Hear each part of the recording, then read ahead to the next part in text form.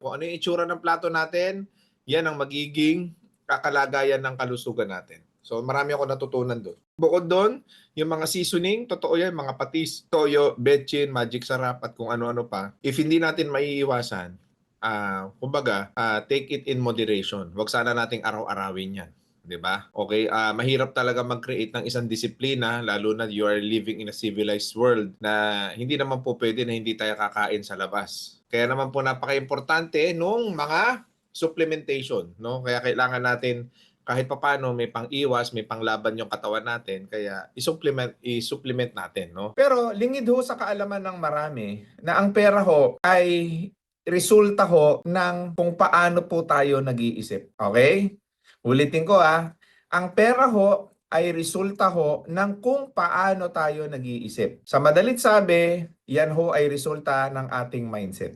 Okay?